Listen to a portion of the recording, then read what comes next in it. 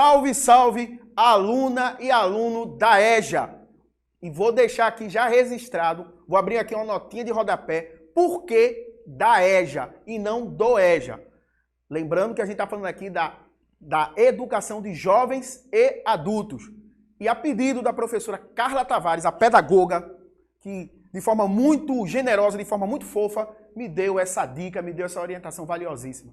Lembre-se, nós somos eternos aprendizes. Como diriam os americanos, the lifelong learner, aprender ao longo da vida. Mas antes da gente dar início e pedir para a produção ir para o próximo slide, eu vou pedir, por gentileza, que vocês se liguem nessa informação, ou melhor, nesse questionamento. Tem aluno aí? Espero que sim. Então vamos que vamos. A nossa aula hoje, que é a aula 4, como eu falei para vocês, muito obrigado, produção, por vocês já terem aí focado para que os nossos alunos possam vislumbrar. Terra e universo. O objeto de conhecimento barra conteúdo vai ser o quê? As camadas da Terra barra biosfera.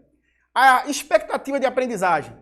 Identificar a origem, os constituintes e as características gerais dos subsistemas terrestres. Atmosfera, hidrosfera, litosfera e biosfera. E é interessante a gente ressaltar isso, gente. Quando eu falo de biosfera, automaticamente já fica subentendido que eu estou falando justamente dessas três dimensões. Justamente a atmosfera, a hidrosfera e a litosfera. Produção, o nosso próximo slide para a gente dar continuidade à nossa aula. Como eu tinha falado então para você, a biosfera ela está constituída, ela é formada por essas três grandes dimensões. Onde eu tenho a atmosfera, que vai ser, vamos dizer assim, a reunião, o conjunto de todos os gases, e principalmente os gases que vão ter uma influência vital para a nossa vida, os gases respiratórios, tá? Também a gente tem a litosfera, que é o ambiente que a gente pode dizer que a gente literalmente se encontra e tem uma importância singular para a vida, como a gente também conhece. E tem a ver com a parte dos continentes, tá? A parte que diz respeito à parte sólida desse planeta tão lindo que é o planeta Terra, tá? E a gente vai ver que tem uma área que é chamada, essa área continental, essa área que está muito mais intrínseca na região dos oceanos, tá? Então tudo isso é importante a gente salientar. E sem falar, e por último aqui, não menos importante, a nossa hidrosfera, que diz respeito a todo o ambiente aquático, todo o ambiente hídrico, como os mares, oceanos, lagos, rios e outras coisas mais que vocês vão ver no decorrer da nossa aula. Por favor, produção, vamos para o nosso próximo slide. Vou pedir para a produção voltar aqui um pouquinho comigo para que vocês possam me ver, que eu fico com saudade de vocês. Gente, se tem uma coisa que professor é uma pessoa extremamente carente. Professor adora, sabe o que, gente? Professor adora Ibope. Então, todo esse movimento aqui que a gente está fazendo, gente, é para você. Então, presta atenção nessas informações. Volta novamente para a tela aí, produção. É para a gente entender, a primeira coisa que a gente vai falar é da nossa atmosfera. Mas antes, vamos entender o que é que constitui, o que é que forma a nossa atmosfera. Então, se liga nessas informações. 78% é de nitrogênio. E talvez você pode estar dizendo aí, peraí, Aprígio, sério? Eu pensei que fosse muito mais de oxigênio. Não. Mas o que é legal disso tudo é que a gente precisa muito de nitrogênio. A gente não consegue absorver nitrogênio, a gente não consegue fixar. A gente precisa comer algum tipo de organismo que faz isso. E quem tem grande propriedade para fazer isso são justamente os vegetais, os grupos vegetais, através de uma interação com fungos e bactérias. Mas isso é para uma outra aula que a gente não vai abordar isso agora. É só para vocês entenderem que 78%, pelo menos nesse aspecto é importante a gente ressaltar, é feito de quê? Nitrogênio. 21% oxigênio. E aí dispensa comentário, né? Oxigênio é o cara. E aí vem 1% dióxido de carbono, os gases nobres, está ali representando um deles, né, o argônio, mas tem o xenônio, o criptônio, o hélio, e aí vai outros, tá? E outros gases, como está salientando aí. Produção, por favor, o nosso próximo slide para a gente não perder tempo. E aí, como a gente está falando da atmosfera, nada melhor do que a gente falar justamente a hierarquia, a disposição dessas camadas. A camada que está mais próxima a gente, de nós, ou que a gente pode dizer que a gente está imerso nela, que a gente está literalmente mergulhado nela, é justamente a troposfera. Depois da troposfera, a estratosfera. Depois da estratosfera vem a mesosfera, a termosfera e a exosfera. A gente agora vai falar um pouquinho mais aprofundado de cada uma dessas camadas. Você vai sair daqui entendendo, vocês vão sair daqui com um repertório intelectual, com um arsenal de informações que vão gerar em vocês a capacidade de mensurar de forma crítica a importância dessa região, dessa camada da biosfera. Produção, o nosso próximo slide de forminha fofinha, cuticute e meiguinha. Camadas da atmosfera. Então vamos começar pela troposfera. Está em contato com a litosfera e é aonde acontece todos os fenômenos meteorológicos. Guarda essa informação. Se você pensou em fenômeno meteorológico, onde está ocorrendo? Justamente aonde? Na troposfera.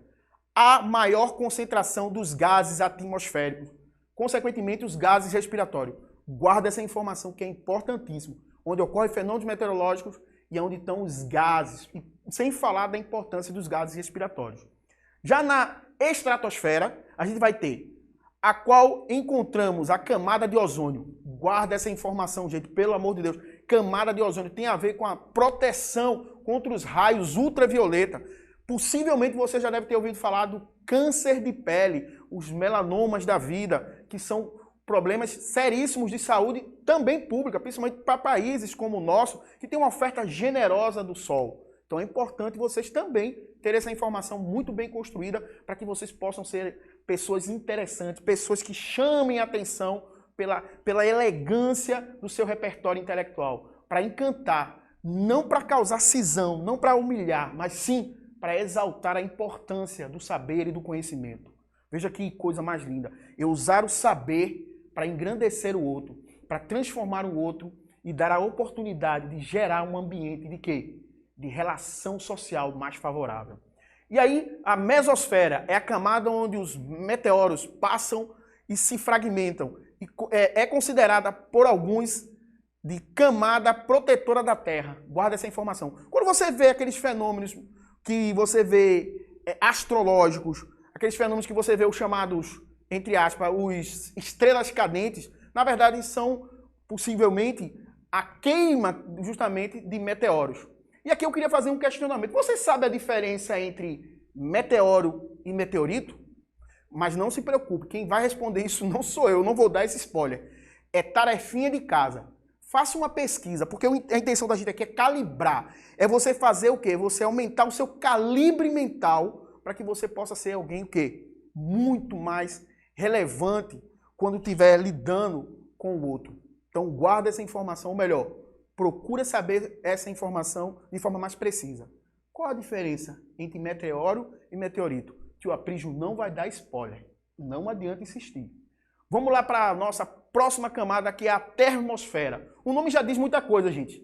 Ela é muito quente, tá? É a camada em que as ondas de rádio, onde tem ondas de íons, também ela é conhecida como ionosfera, onde tem lá justamente essa camada, ela pode ser chamada também de ionosfera. Alguns autores a chamam assim também, tá? As ondas de rádio e TV se propagam nesta camada e que os satélites artificiais estão orbitando. Então, esse momento aqui, a gente pode também, de forma muito fofinha, muito cuticute em produção, agradecer a ionosfera, porque tudo isso aqui só está ocorrendo por causa dela. Veja que momento mais primoroso, fofinho, cuticute.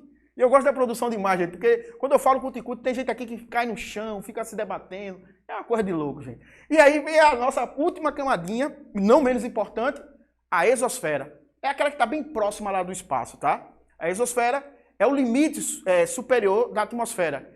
E encontramos poucos gases, tá? Então, é mais ou menos isso. E eu peço para vocês, gente, são informações valiosíssimas. E você, claro, esse material está aí disponível, gente. Você vai poder consultar a hora que você quiser. Você pode rememorar quantas vezes você quiser. E lembre-se, gente, tudo isso aqui está sendo feito para você. Há uma mobilização gigantesca de energia. Você não precisa... Eu vou repetir mais uma vez. Vocês não imaginam o número de pessoas que estão aqui envolvidas para que isso esteja acontecendo. Produção, próximo slide, por favor. Vamos falar agora um pouquinho disso aí, ó. Essa coisa que é fofinha, ó. Planeta Água. Aí, produção, volta para mim. Eu vou pedir para a produção fazer um foquinho mais preciso. Eu fico me perguntando, produção, será que realmente o nosso planeta é planeta Água? Tem até uma música, né? Eu acho que é de Guilherme Arantes, né? Terra, planeta Água. Mas a grande pergunta é, será que o nosso planeta realmente é o planeta Água? Mas é, por isso 70% do nosso planeta é constituído de água. Realmente, gente. Mas vamos ver na prática, será que isso realmente é verdade? Vamos lá, vamos embora. Por favor, produção, nosso próximo slide. E E aí tá, gente, vamos ver a distribuição de água. Eu queria que vocês primeiro olhassem, produção, volta para mim aqui. Eu queria que vocês olhassem para esse primeiro momento aqui, desse gráfico aqui. Primeiro, e aqui, gente, mais uma vez a gente vai fazer uma leitura matemática. Pode voltar para lá, produção. E aí a gente vai fazer uma leitura matemática. A gente vai gerar um ambiente favorável para a gente gerar a alfabetização matemática e o aletramento matemático. A gente compreender isso de forma crítica e reflexiva. 97,5% da água, gente, ela está na forma o quê? Acrescentada com cloreto de sódio, ou seja, uma água que ela é salgada. Então ela está imprópria para o consumo humano, tá? E ali a gente tem a água doce, que só corresponde a 2,5%, gente. Aí a gente já começa a dizer assim, realmente, o nosso planeta é o planeta água. Mas a gente não pode dizer que é um planeta água, que essa água estaria toda ela apta e aí disponível para ser consumida, como a gente imagina. Mas enfim, vamos ao que interessa. Vamos agora, produção, volta novamente aqui para mim. Vamos agora analisar esse segundo gráfico aqui, aonde você vai ver ali, abre novamente, produção, 69,8%. Veja só, dos 2,5% agora, apenas 69,8% corresponde ao quê? As calotas polares. São águas que elas não estariam disponíveis como a gente gostaria. São águas que estão o quê? Em estado o quê? Na forma de geleiras. Estão congeladas. Não estão acessíveis para a gente. Vamos lá, produção, novamente lá para... Aí, ó. Quando eu pego ali agora, veja só, águas subterrâneas que estão em lençóis freáticos, águas que estão em ambiente aquíferos. Ali, ó, 29,2%. São águas também, gente, que não estão lá também ao nosso bel prazer, a hora que a gente quiser, disponível como a gente quer, tá? Agora, vê só, rios e lagos, que seriam essas águas que estariam, vamos dizer, aptas, estariam com condição, estariam, vamos dizer assim, disponíveis para o nosso uso, apenas 0,3%, tá? E outros, 0,9%.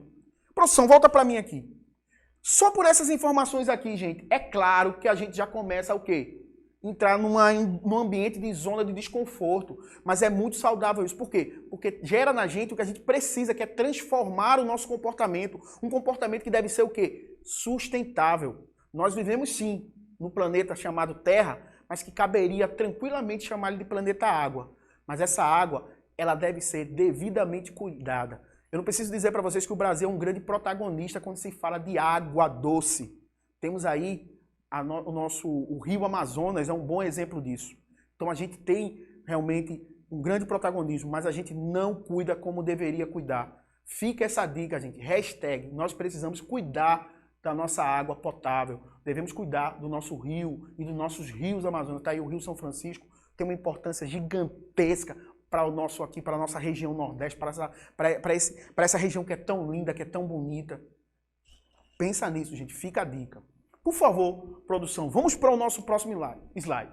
Eu não posso deixar aqui de falar justamente do ciclo da água. E o ciclo da água tem importância muito grande, gente, porque eu posso dizer, gente, que a água como você conhece hoje, ó, the long time, faz muito tempo que a gente tem essa mesma oferta de água que está o tempo todo que se renovando, é um ciclo. Aí você pode me perguntar, quando é que começa esse ciclo, Apio? Não tem como a gente determinar, é um ciclo. Mas a gente vai, para ficar pedagogicamente palatável, para ficar mais fácil de compreender, imagina que o Sol, através da sua grande capacidade energética de gerar calor, ele está justamente fazendo com que as águas do mar ou as águas dos oceanos comecem a esquentar. Aí elas evaporam, nesse processo de evaporação da água do mar, ela vai chegar numa altura que vai começar o quê? Se condensar lá na atmosfera. Esse processo de condensação vai ficar condensando, vai chegar um momento, vai chegar um processo de saturação. E nesse processo de saturação vai ocorrer o quê, gente? A precipitação na forma de chuva. Em alguns casos também pode cair na forma de neve, de granizo. E aí, outras coisas mais. Mas vamos embora. Tem também, gente, é interessante, quando eu falo disso, essa chuva que se formou, boa parte dela vai cair aonde, gente? No continente. E daí vai dar o quê? Vai dar corpo, vai dar consistência para os corpos d'água, como os lagos, os rios, né? E também, claro, parte dele também cai nos mares e nos oceanos. E também uma boa parte dele vai o quê? Vai ser filtrado, vai entrar na terra, formando o quê? Os lençóis freáticos e as áreas que a gente chama de aquíferos, tá? Mas eu não posso deixar de esquecer, volta para cá, produção. A gente, nesse momento aqui, eu estou falando do ciclo da água, que faz parte de um ciclo biogeoquímico.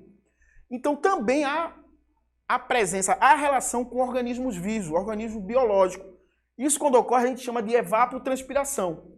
No primeiro momento, aquele ciclo, que não há relação com seres vivos, a gente chama de ciclo da água curto.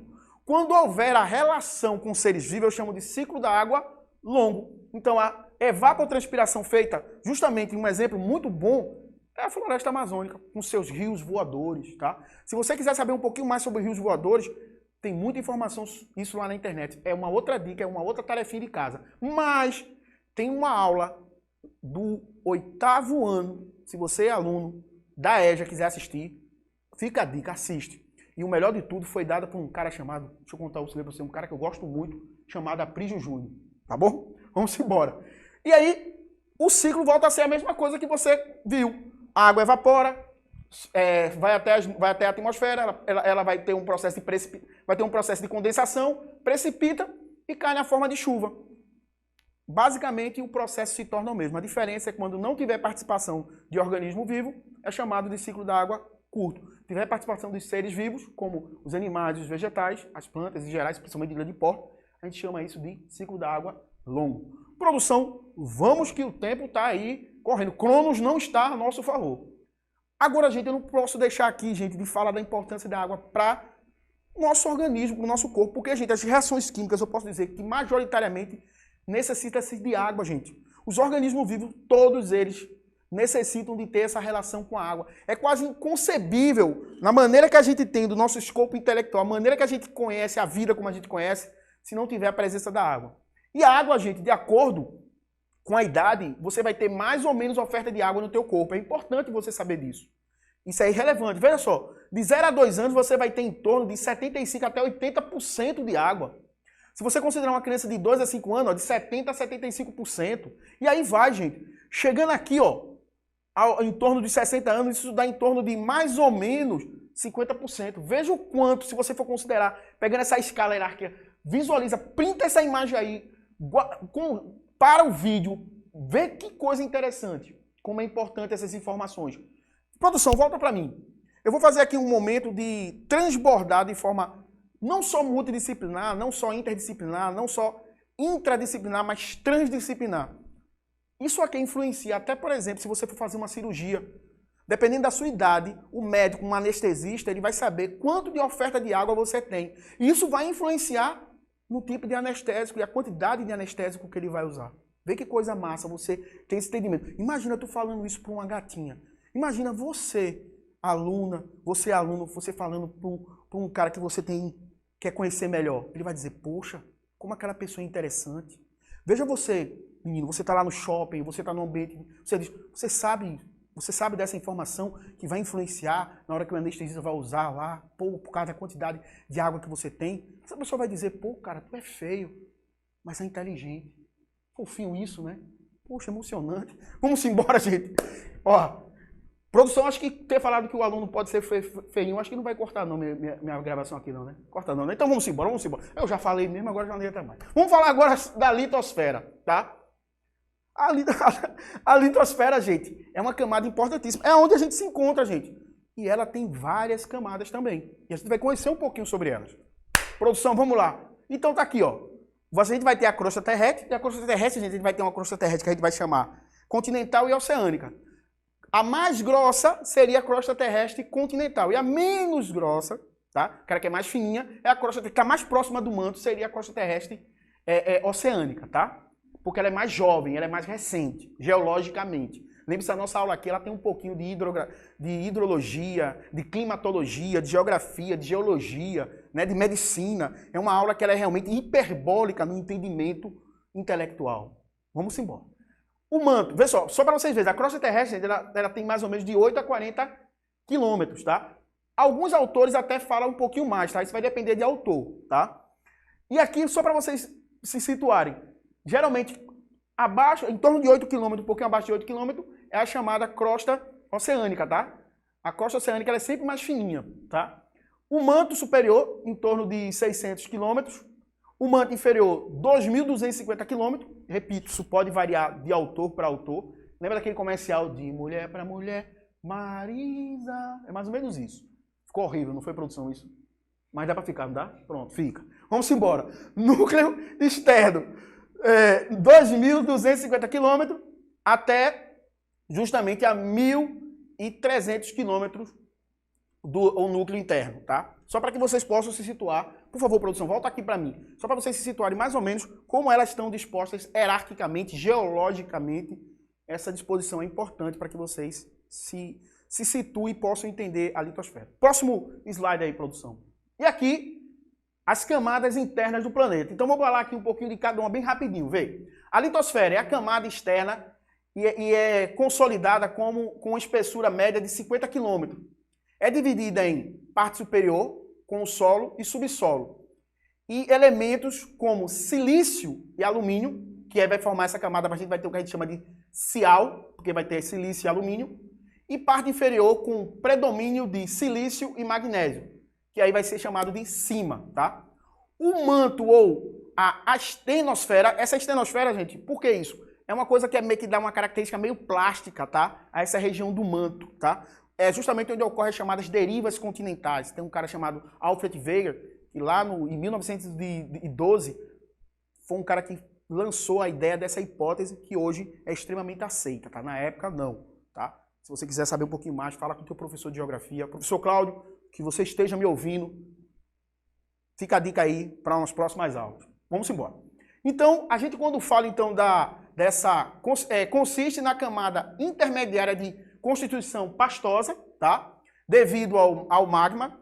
A espessura é de 4.600 km, supera o núcleo em 1.700 km. Alguns cientistas consideram como a estenosfera apenas a parte superior do manto, tá? A estenosfera é aquilo que eu disse para você, aquela parte que é plástica, tá? Para alguns autores. O núcleo da Terra, com temperatura que ultrapassa os 5.000 graus Celsius, é formado por ferro e níquel, por isso que é chamado de NIF, tá? É dividido em duas partes, né? A parte sólida, que é interna, e uma parte líquida, que é externa, tá? Entre as grandes camadas citadas existem transições ou pequenas camadas, as descontinuidades, tá? Nas quais a composição e as densidades dos materiais sofrem alterações. É uma coisa muito variada, tem uma coisa muito... Deixa eu ajeitar aqui, gente, tá atrapalhando um pouquinho.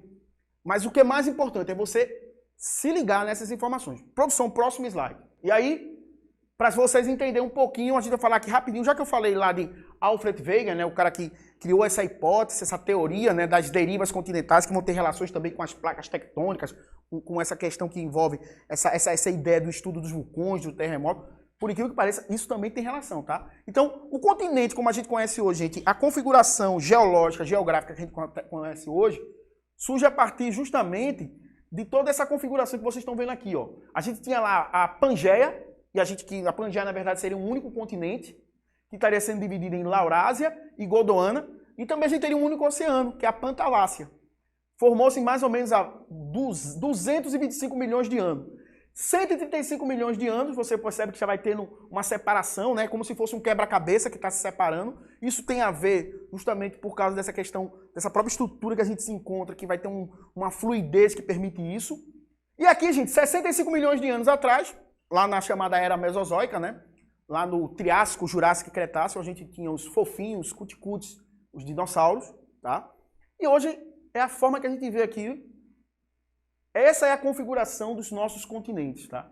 Então veja só, perceba toda essa transformação geológica que foi ocorrendo devido a essa movimentação dessas placas, né? Desses continentes, tá? E aí, produção, nosso próximo slide. Aí chegou aquele momento super fofo. Até hoje, gente, eu fico reivindicando para a produção que quando entrasse nesse momento, tivesse uma musiquinha, né? Uma coisa assim bem fofinha. Você precisa saber. Momento, você precisa saber. Então se liga agora nessas informações do momento, você precisa saber. Produção, por favor. Não, peraí. Volta. Eu ia fazer uma pergunta, produção, eu fui muito apressado. Não tem mais. Vocês já ouviram falar que alguém disse assim: algum ser humano, produção, algum ser humano, será que já foi até o centro da Terra? Mas e se eu dissesse para vocês que já foram para o centro da Terra? Muitos disseram aqui, não, pelo amor de Deus, Aprígio, o que é isso? Não, pelo amor de Deus, isso não cola não. Então, por favor, produção, mostre aí para os nossos alunos saberem. Foram sim, pelo menos nesses 2 filmes, tá? E, claro, esses 2 filmes aqui, ó, A Viagem ao Centro da Terra, o filme, e o Núcleo, Missão ao Centro da Terra. E eu gostei desse trocadilho que eles colocam aqui, produção. Veja que trocadilho fofo. Entrar é a única saída.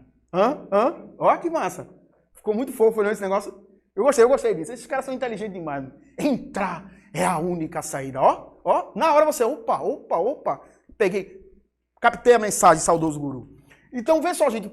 Que coisa legal. São filmes, gente, que são absurdos, mas que tem uma importância. Só para você ter ideia, gente, o Núcleo, ele se tornou até objeto de estudo de uma universidade canadense. Só para vocês terem uma ideia de como os absurdos são tão grandes, eles criaram até um metal para poder penetrar. Porque imagina, gente, uma temperatura que pode ultrapassar de 6.000 graus Celsius. Não existe metal na tabela periódica que pudesse ter condição de sustentar mecanicamente a possibilidade de entrar nesse ambiente. Mas eu queria chamar a atenção de vocês, e aqui eu vou pedir para que vocês também pesquisem isso.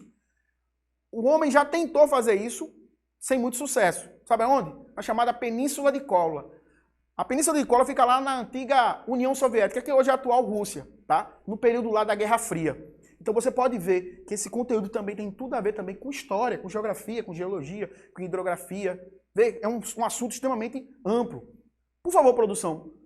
E aqui, ó, esses 2 filmes eu posso dizer que foi baseado nessa obra aqui, ó, de Júlio Verne, tá? Que é Viagem ao Centro da Terra, um clássico. E esse aqui, gente, eu trouxe como referência um clássico em HQ, em quadrinho. Muito legal. Obras como essa estão sendo produzidas também na forma de quadrinho. Vou fazer aqui um pequeno merchan. Recentemente eu li uma obra muito legal em quadrinho, que foi Sapiens, de Yuval Noah Harari, e tem uma outra também que eu li recentemente, que é O Alienista, de Machado de Assis. Então fica a dica, gente. É uma forma de você consumir um produto que vai enriquecer, ó, teu calibre mental. Produção para o próximo slide. E aqui um resumo bem rapidinho, ó. A nossa biosfera, a camada da vida. A hidrosfera, onde a gente vai encontrar todo a disposição das águas, né? Os rios, oceanos, os mares, os lagos. A atmosfera, todos os gases. E aí também vão entrar os gases respiratórios. Vai também entrar os gases que têm a ver com o fenômeno do efeito estufa, que é importante, gente, porque se a gente não tivesse o fenômeno do efeito estufa, que é algo natural, o greenhouse, sabe o que aconteceria com o nosso planeta? A gente teria temperaturas abaixo de 50 graus Celsius. É importante. O que é preocupante é você não ter cuidado com os chamados combustíveis fósseis, com a poluição atmosférica, que vai fazer o quê? O fenômeno do aquecimento global. E aqui, a litosfera, que tem a ver com o quê? Com a parte continental, a parte da nossa crosta terrestre, que aí a gente já viu, né? O manto, né? O núcleo, essas informações que vocês podem rememorar vendo vídeos quantas vezes vocês quiserem. Vejam os vídeos, gente, façam isso. Tio Apeles vai ficar muito agradecido. Nossas referências, por favor, produção. Essas aí foram as nossas referências. E, por favor, produção, para a gente já finalizar, deixa eu já registrar aqui, gente. Volta para mim aqui, por favor, produção. Eu gosto sempre de deixar registrado com letras garrafais. Todo esse momento, gente, ele é feito para você. E como eu gosto sempre de, quase como um mantra, trazer a memória de vocês, como diria Miguel de Cervantes, nós não viemos aqui para construir muros, mas sim para construir pontes. Um forte abraço para vocês. Tchau, tchau. Tchau, tchau.